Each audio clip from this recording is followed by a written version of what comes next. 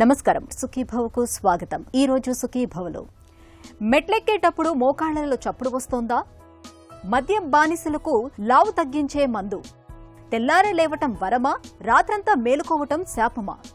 భుజం కదిలిస్తే నొప్పి, విశ్రాంతిలో తగ్గుతుందా? ఇంకా హెల్త్ టిప్. మెట్లెక్కుతున్నప్పుడు, కింద కూర్చొని పైకి లేస్తున్నప్పుడు మనలోని కొందరికి మోకాళ్లలో కటకటమనే శబ్దాలు వస్తూ ఉంటాయి. దీంతో అప్పుడే మోకిళ్లు అరిగిపోయాయని బాధపడుతూ ఉంటారు. నిజానికి మోకాళ్లలో ఇలాంటి శబ్దాలు రావటానికి అన్నిసార్లు కీళ్లు అరుగుదలే కారణంగా ఉండకపోవచ్చు. కార్టిలేజ్ దెబ్బతిన్నప్పుడు, కీళ్ల చుట్టూ ఉండే ద్రవంలో బుడగలు ఏర్పడినప్పుడు కూడా మోకాళ్లలోని చప్పుళ్లు రావచ్చని చెబుతారు డాక్టర్లు. మోకాళ్లలో కటకటమనే శబ్దాలు రావటం వెనుక దాగిన కారణాల గురించి ఇప్పుడు తెలుసుకుందాం.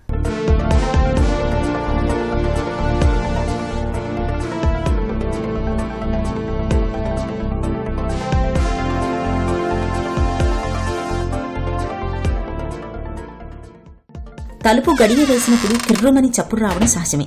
అలాగే మెట్లు ఎక్కుతున్నప్పుడు, కింద కూర్చుని పైకి లేస్తున్నప్పుడు మనలో కొంతమందికి మోకాళ్లలో కటకటమనే శబ్దాలు వస్తుంటాయి.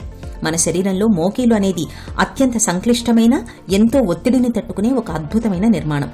తొడ ఎముక, మడమ ఎముక, మోకాలు చిప్ప కలిసే చోట మృదులాస్థి అనే ఒక కార్టిలేజ్ నిర్మాణం ఉంటుంది. దీనికి తోడుగా సైనోవియల్ అనే ద్రవం మోకీలకు కుషనింగ్లా ఉంటూ లూబ్రికేషన్ అందిస్తూ ఎముకలు ఒకదానితో ఒకటి రాపిడి జరగకుండా కాపాడుతూ ఉంటుంది.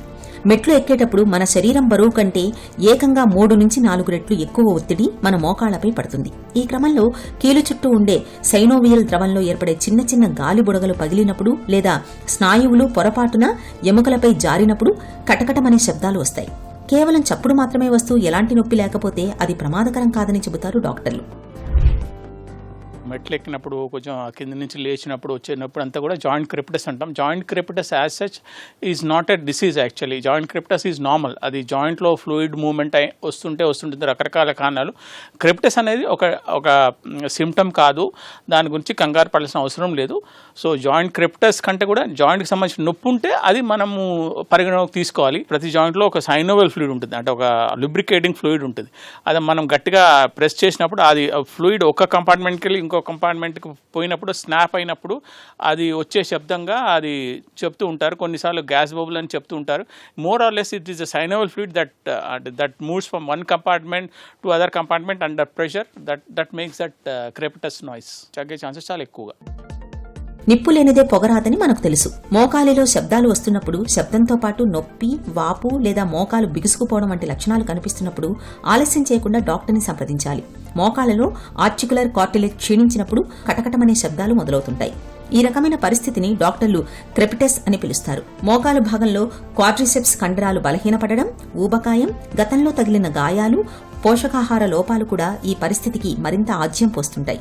మోకాల్లో శబ్దాలను నిర్లక్ష్యం చేస్తే కాలక్రమేణా మృదులాస్థి పూర్తిగా అరిగిపోయి ఎముకలు నేరుగా ఒకదానికొకటి ఒరుసుకుపోతూ మోకీళ్లు కదలలేని స్థితికి చేరుకుంటాయని హెచ్చరిస్తున్నారు డాక్టర్లు. జాయింట్ క్రెపిటస్ అనేది అది ప్రాబ్లం, కానీ అది రెగ్యులర్గా వాళ్ళకి అనాయింగ్ థింగ్గా ఉండి నొప్పిగా వస్తుంది. నొప్పి అనేది ఉంటే మాత్రం pain component is more to be taken into consideration rather than plain crepitus ఉంటుంది. కొద్దిమందికి ఫ్లెక్సిబుల్ జాయింట్స్ ఉంటాయి, కొంతమందికి జాయింట్ క్రెపిటస్ రెగ్యులర్గా వస్తూ ఉంటుంది. Crepitus is not a problem. కాకపోతే ఇఫ్ ఇట్ ఈస్ కొద్దిమందికి అనాయింగ్గా ఉండి సౌండ్ ఎక్కువగా ఉంటే మనం అప్పుడు దాని గురించి ఏమైనా ఆలోచించాలి. దానికి సంబంధించిన ఫర్దర్ ఇన్వెస్టిగేషన్స్ ఆ పర్టికులర్ జాయింట్లో ఒక్కసారి ఎక్స్రే కానీ ఎంఆర్ఐ కానీ తీసి అసలు ఏమన్నా ఇంకైనా సంథింగ్ అబ్నార్మల్ ఏమన్నా జరుగుతుందా అని చూసి దానికి సంబంధించిన ట్రీట్మెంట్ చేయాల్సి ఉంటుంది. మోకాళ్ళ నొప్పి మరీ విపరీతంగా వస్తున్నప్పుడు ఎక్స్రే మొదటగా ఫస్ట్ బేస్ లైన్ టెస్ట్ ఎప్పుడు కూడా ఎక్స్రేనే చేస్తాము. ఎక్స్రేలో అదర్వైజ్ థింగ్స్ ప్రాబ్లం లేదు, ఇంకా ఎక్స్రేతో కొంచెం వాళ్ళకి కొన్ని బేసిక్ ఎక్సర్సైజెస్, స్ట్రెంథనింగ్ ఎక్సర్సైజెస్ చెప్పి అప్పటికి కూడా తగ్గకపోతే నెక్స్ట్ స్టేజ్గా మనం ఒకసారి ఎంఆర్ఐ చేసుకుంటే ఇంకేమైనా క్లారిటీగా తెలుస్తుంది.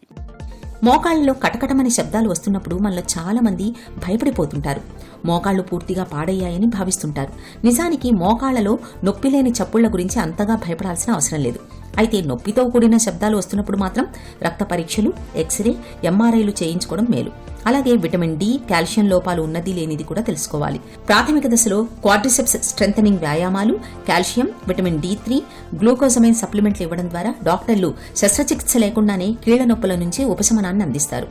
జర్నల్ ఆఫ్ ఆర్థోపెడిక్ రీసెర్చ్ అధ్యయనాల ప్రకారం సరైన కండరాల వ్యాయామం వల్ల మోకాళ్లలో శబ్దాలు అరుగుదల 40% వరకు తగ్గుతాయని స్పష్టమైంది. అయితే తీవ్రమైన నొప్పి ఉండి మోకీలు పూర్తిగా అరిగిపోతే మాత్రం కీలు మార్పిడి చేయించుకోవాల్సిందిగా సిఫారసు చేస్తారు. ఇవాళ అత్యాధునిక రోబోటిక్ టోటల్ నీ రీప్లేస్మెంట్ శస్త్రచికిత్స ద్వారా కొత్త కీలును అమర్చి తిరిగి సాధారణంగా నడిచేలా చేయొచ్చు. సాధ్యమైనంత వరకు మెట్లు ఎక్కడం దిగడం కానీ, కింద కూర్చొని లేవడం కానీ, ఎక్కువసేపు నిల్చోవడం కానీ, వీటన్నిటిలో కూడా మన మోకాలు జాయింట్ మీద ఎక్కువ లోడ్ పడుతూ ఉంటుంది. మనం మామూలుగా చెప్తున్న క్లాసికల్ టీచింగ్ ఏంటి అంటే, మనం కింద కూర్చొని లేచినప్పుడు మన బాడీ వెయిట్కి 5 వెయిట్ మనం జాయింట్కి వెళ్ళిపోయి నొప్పి అనేది ఎక్కువగా అవుతుంటుంది. సో సాధ్యమైనంత వరకు అవి అవాయిడ్ చేయాలి. సో అలాంటి సిచ్యువేషన్లో నొప్పి లాంటిది వస్తే మాత్రం మనం ఎక్కువ పరిగణలోకి తీసుకోవాలి. జాయింట్ క్రెప్టస్ శబ్దాల గురించి మనం పెద్దగా పట్టించుకోవాల్సిన అవసరం లేదు. ఫిజియోథెరపీ చేయడంతో ఏంటంటే మజిల్ స్ట్రెంత్ పెరుగుతుంటుంది. అంటే బోన్స్ తీసుకోవాల్సిన బలం, బోన్ పడాల్సిన లోడ్ అంతా కూడా మజిల్ తీసుకుంటుంది. ఏదైతే మజిల్ని మనం స్ట్రెంథనింగ్ చేస్తామో, సో బోన్కి వెళ్ళాల్సిన బరువు అది ఎంతో కొంత మజిల్ ఆఫ్లోడ్ చేసి ఆ పెయిన్ అనేది తగ్గి వాళ్ళకు ఆర్థరైటిస్ అనేది ఎంతో కొంత నుంచి వాళ్ళకు రిలీఫ్ అంటూ వస్తుంటుంది. అన్నిటికంటే ముఖ్యమైన విషయం ఏంటి అంటే, జాయింట్స్ క్రెప్టస్ వస్తుంది అంటే కంపల్సరీ ఫిజికల్ యాక్టివిటీ ఇంపార్టెంట్. జాయింట్కి సంబంధించిన స్ట్రెంథనింగ్ ఎక్సర్సైజ్ కానీ, రేంజ్ ఆఫ్ మోషన్ ఎక్సర్సైజ్ కానీ మంచిగా చేస్తే ఎంతో కొంత ఆ జాయింట్కి బలం పెరిగి ఈ జాయింట్స్ శబ్దాలు కానీ, ఈ నొప్పులు కానీ డెఫినెట్గా తగ్గే ఛాన్సెస్ చాలా ఎక్కువగా. మోకాళ్ల నొప్పులనేవి సమస్యగా మారకముందే జీవనశైలిలో జాగ్రత్తలు తీసుకోవడం అన్ని విధాల మేలు. ముఖ్యంగా శరీర బరువును అదుపులో ఉంచుకోవాలి. బరువును అదుపులో ఉంచుకోవడం వల్ల మోకాళ్లపై పడే ఒత్తిడి గణనీయంగా తగ్గుతుంది. ప్రతిరోజు సైక్లింగ్, ఈత కొట్టడం లేదా వాకింగ్ చేయడం వల్ల మోకాలి భాగంలో సైనోవియల్ ద్రవం ఉత్పత్తి పెరుగుతుంది. మోకేళ్లు ఆరోగ్యంగా ఉంటాయి. ఇక నిలబడినప్పుడు, కూర్చునేటప్పుడు సరైన భంగిమను పాటించాలి. కాల్షియం, ఒమేగా-3 ఫ్యాటీ యాసిడ్లు లభించే నువ్వులు, పాలు, ఆకుకూరలు, డ్రై ఫ్రూట్స్ ని రోజు ఆహారంలో భాగం చేసుకోవాలి. మెట్లు ఎక్కేటప్పుడు మోకాళ్లలో నిరంతర శబ్దాలతో పాటు నొప్పి కూడా వేధిస్తున్నప్పుడు ఆలస్యం చేయకుండా ఆర్థోపెడిక్ డాక్టర్ని సంప్రదించాలి. హెల్త్ న్యూస్ మీకోసం. ఒక అందుకు ఆవిష్కరించిన మందు అనుకోకుండా మరో కంతుకు ఉపయోగపడటం అప్పుడప్పుడు వైద్య రంగంలో జరుగుతూ ఉంటుంది. ఇది అలాంటిదే. సెమాగ్లూటైడ్ అనే మందు మధుమేహాన్ని, ఊబకాయాన్ని తగ్గించేందుకు ఉపయోగపడుతుంది. గత 5 ఏళ్లుగా పాశ్చాత్య ప్రపంచంలో సంచలన ఫలితాన్ని అందిస్తున్న ఈ ఔషధాన్ని ఈ ఏడాది నుంచే మన దేశంలోని ఫార్మసీ కంపెనీలు కూడా ఉత్పత్తి చేయడం మొదలుపెట్టాయి. తాజాగా ఈ మందు మద్యం బానిసల్ని ఆ వ్యసనం నుంచి బయటపడేందుకు తోడ్పడుతుందని పేర్కొంటున్నారు అమెరికాలోని కొలరాడో యూనివర్సిటీకి చెందిన శాస్త్రవేత్తలు. పాశ్చాత్య దేశాల్లో మద్యం బానిసత్వాన్ని ఒక తీవ్ర వ్యాధిగానే చూస్తున్నారు. దాన్ని ఆల్కహాల్ యూజ్ డిజార్డర్ గా పిలుస్తున్నారు.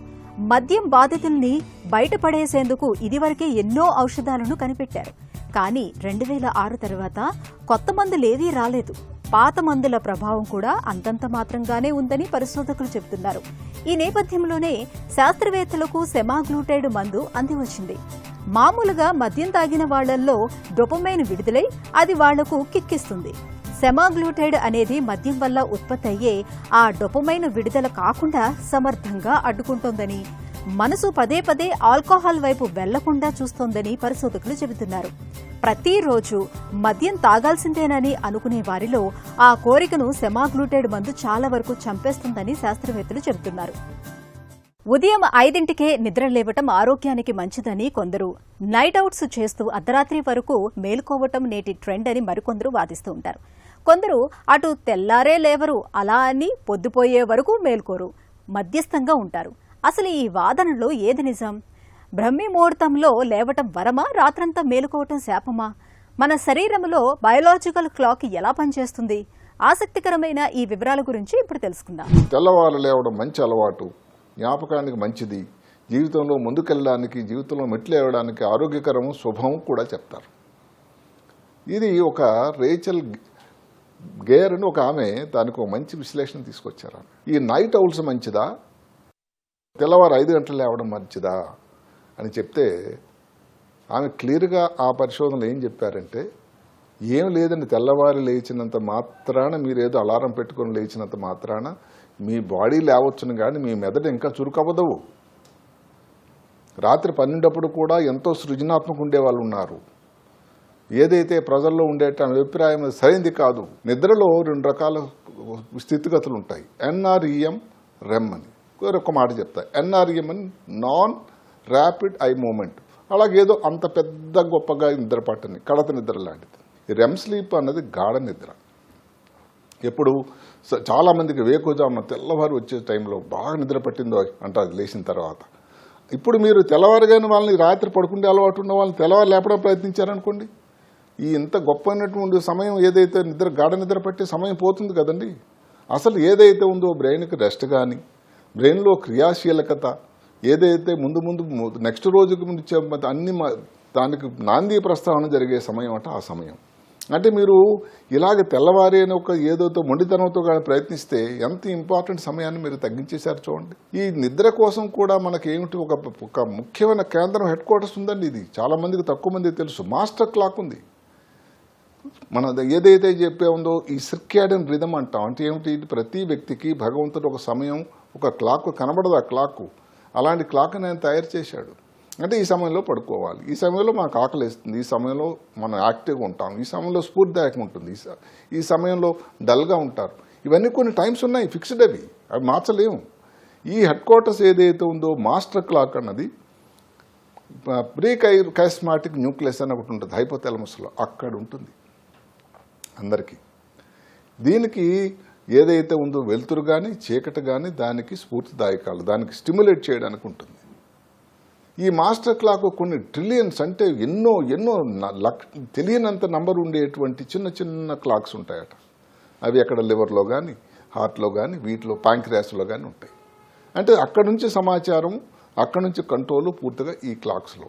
అంటే ఏదైతే ఉందో ఈ మాస్టర్ క్లాకు, ఈ మైనర్ క్లాక్స్ చిన్న క్లాక్ గడియారాల్లో ఉండేటువంటి సంవిధానం ఏదైతే ఉందో వాళ్ళన్నిటికీ ఇంపార్టెంట్ ఇబ్బంది లేకుండా దానికి జరుగుతూ ఉంటేనే జీవితం సక్రమంగా సాఫీగా జరుగుతుంది. చొక్కా తొడుక్కుంటున్నప్పుడు లేదా పైన ఉన్న వస్తువుని తీద్దామని చెయ్యి పైకి ఎత్తినప్పుడు మీ భుజంలో ఒక్కసారిగా నొప్పి పెడుతుందా? రాత్రిపూట భుజం నొప్పితో ఎంతకీ నిద్ర పట్టడం లేదా? అయితే ఈ నొప్పిని కాస్త సీరియస్గా తీసుకోండి. ఎందుకంటే ఇలాంటి నొప్పి వెనక భుజం కీలు చుట్టూ ఉండే రొటేటర్ కఫ్ గాయాలు కారణంగా ఉండొచ్చని చెబుతారు డాక్టర్లు. అసలు రొటేటర్ కఫ్ గాయాలంటే ఏమిటి? వీటికి మందులు, ఫిజియోథెరపీ చాలా, సర్జరీ అవసరం పడుతుందా? మొదలైన వివరాల గురించి డాక్టర్ని అడిగి ఇప్పుడు తెలుసుకుందాం.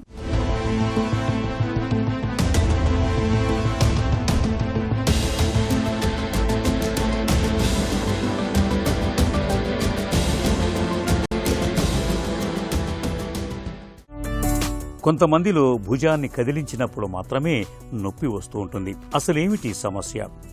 ఈ భుజం సమస్యల్లో మనం ఎక్కువగా చూసేది రొటేటర్ కఫ్ మజిల్ సమస్య అంటాం. రొటేటర్ కఫ్ మజిల్ సమస్య అంటే ఈ బంతి ఉంటుంది మనకి. ఈ భుజం అనేది బంతి కప్పు వంటి బంతి గిన్నె వంటి కీలు. ఈ బంతి పైన మజిల్స్ ఉంటాయి బ్రౌన్ కలర్లో. ఈ బంతి మజిల్స్ బంతిని రొటేట్ చేస్తుంది, రొటేటర్ కఫ్ మజిల్స్ అంటాం. ఈ మజిల్స్లో కొన్నిసార్లు టేర్ ఏర్పడే అవకాశం ఉంటుంది. దీనికి రకరకాల కారణాలు ఉంటాయి. ఈ టేర్ ఉండేటప్పుడు ఈ బంతిని కలిచేటప్పుడు పెయిన్ వస్తుంది, అంటే చేయి పైకి ఎత్తించేటప్పుడు పెయిన్ వస్తుంటుంది.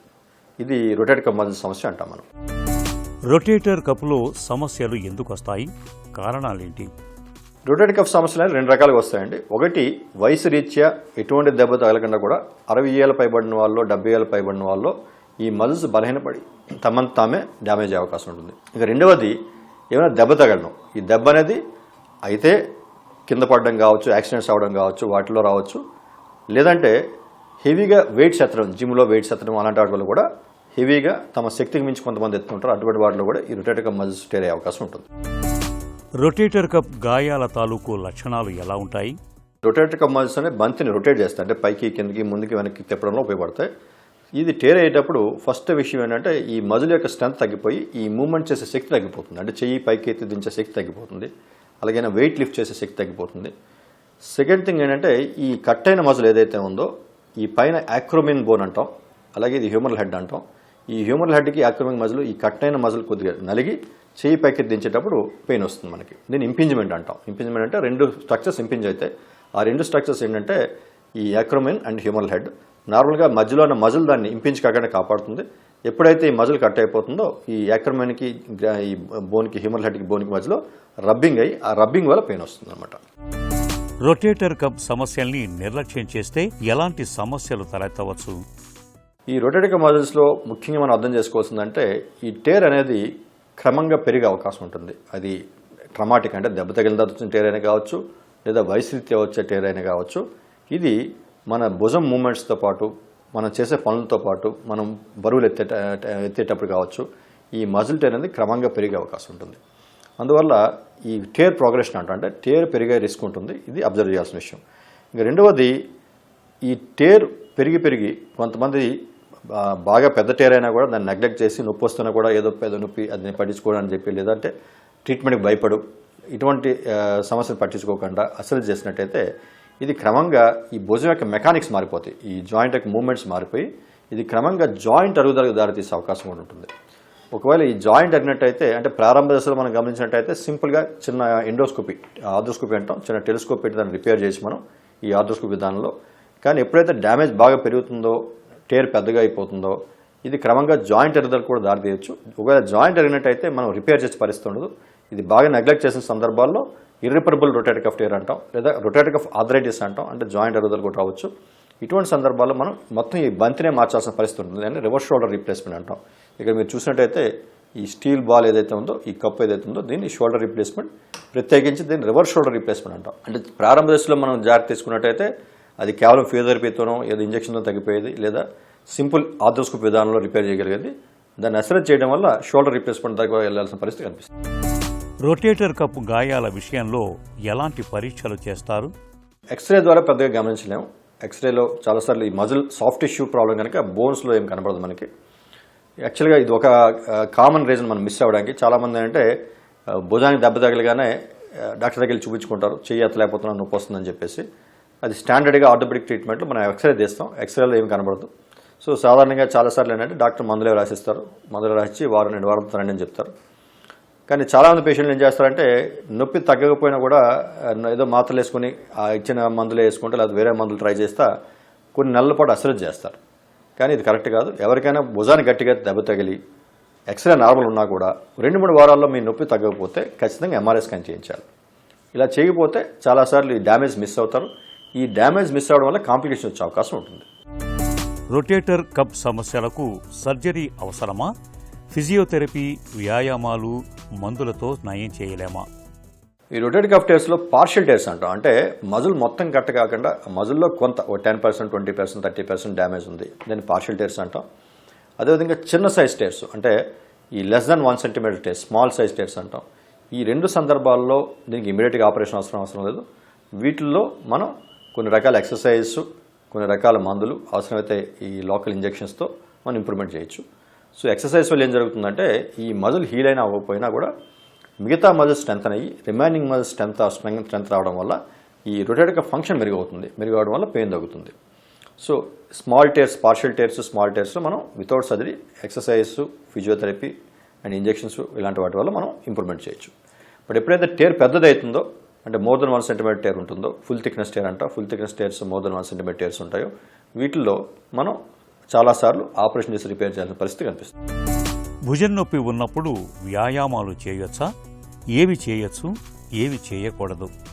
భుజంలో పెయిన్ ఉండేటప్పుడు, భుజమనే కాదు ఎనీ జాయింట్ పెయిన్ ఎక్కువగా వచ్చేటప్పుడు మీరు ఎక్సర్సైజ్ రెగ్యులర్గా చేసే వాళ్ళని కూడా ఎక్సర్సైజ్ కొంతకాలం పాటు ఆపాల్సి వస్తుంది. కొన్ని సందర్భాల్లో హెవీ ఎక్సర్సైజ్ చేయడం వల్ల మజిల్ స్ట్రెయిన్ అయ్యి పెయిన్ రావచ్చు. సో ప్రతిసారి మీరు డాక్టర్ దగ్గరికి వెళ్ళాల్సిన అవసరం లేదు. కానీ ఒకవేళ ఈరోజు మీరు ఎక్సర్సైజ్ చేశారు, రేపు పెయిన్ ఉంది, ఓకే, బట్ ఎల్లుండి కూడా పెయిన్ ఉంది, 1 వీక్ దాటినా కూడా పెయిన్ ఉంది అంటే సంథింగ్ ఇస్ రాంగ్. సో దాన్ని మీరు వార్నింగ్ సైన్స్ కింద తీసుకోవాలి. ఈరోజు బాగా హెవీ ఎక్సర్సైజ్ చేశారు, రేపు ఎల్లుండి 2 రోజులు పెయిన్ వచ్చింది, మజిల్ పెయిన్స్ వచ్చినాయి, బాడీ పెయిన్స్ వచ్చినాయి, అది కామన్, అది ఓకే.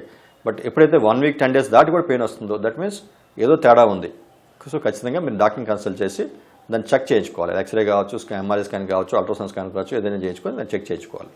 అలా కాకుండా ఎవరైతే ఈ జిమ్ చేస్తున్నాం కనుక పెయిన్స్ వస్తాయి, ఇది కామన్ అని చెప్పేసి నెలల తరబడి, వారాల తరబడి, నెలల తరబడి పెయిన్ భరిస్తే ఎక్సర్సైజ్ చేస్తూ ఉంటారో వాళ్ళు ఆల్రెడీ అయిన డ్యామేజ్ని పెంచుకుంటూ పోతూ ఉంటారు. భుజం నొప్పికి వేడి కాపడం, ఐస్ ప్యాక్ లేదా ఆయిల్ మసాజ్, వీటిలో ఏది ఎప్పుడు ఉపయోగపడుతుంది? మసాజ్ చేయడం వల్ల మజిల్ వీక్నెస్ డెవలప్ అవడం, కొన్నిసార్లు స్టిఫ్నెస్ డెవలప్ అవ్వడం జరుగుతుంది. మసాజ్ మనం ఎప్పుడు రికమెండ్ చేయం అలోపతిక్ మెడిసిన్లో.